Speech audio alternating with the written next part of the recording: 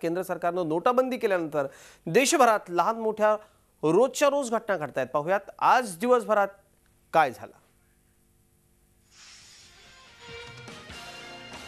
उत्तर प्रदेशमधल्या मुरादाबादमध्ये स्थानिकांनी state bank of इंडियाच्या शाखेत तोडफोड केली। एटीएम बंद असल्यानं लोकांची भिस्त सध्या बँकेतल्या कॅशवर आहे। मात्र बँकेत असलेली रोख रक्कम संपल्यावर तसा बोर्ड बँकेत लावला, त्यामुळे लोकांच्या संतापाचा कडेलोट झाला आणि त्यांनी या शाखेत जोरदार तोडफोड केली। मध्य प्रदेशात भोपाळ आणि हबीबगंज रेल्वे स्थानकाच्या रिझर्वेशन काउंटर्सवर सीबीआयने छापे टाकलेत। रेल्वे तिकिटांच्या आरक्षणासाठी रेल्वेचे कर्मचारी जास्त पैसे उकळत असल्याच्या तक्रारी आल्यानंतर ही कारवाई करण्यात आली। नोटबंदीनंतर निर्माण झालेली सुट्या पैशांची चणचण आणि याचा गैरफायदा घेऊन मोठ्या नोटा घेऊन आरक्षण केल्यानंतर उरलेले पैसे परत केले जात नव्हते। बुकिंग कॅन्सलेशनची तिकीट आणि काउंटरवर असलेल्या रोख रकमेची मोजदाद यावेळी करण्यात आली।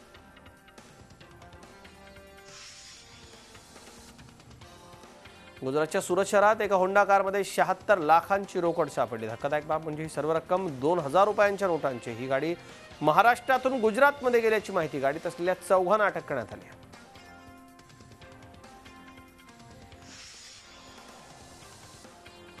अशा प्रकारच्या कारवाया देशभरामध्ये सुरू आहेत। कर्नाटकमध्ये चित्रदुर्ग येथे टाकलेल्या छाप्यात 15 लाखांची रोख रक्कम जप्त करण्यात आली, तर या प्रकरणी 6 जणांना अटक करण्यात आली।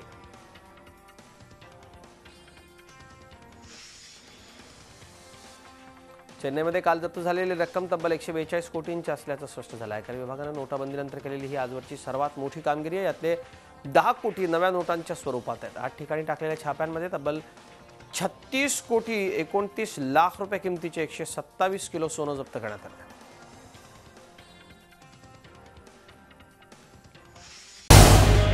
झी 24 तास रहा एक पाऊल पुढे।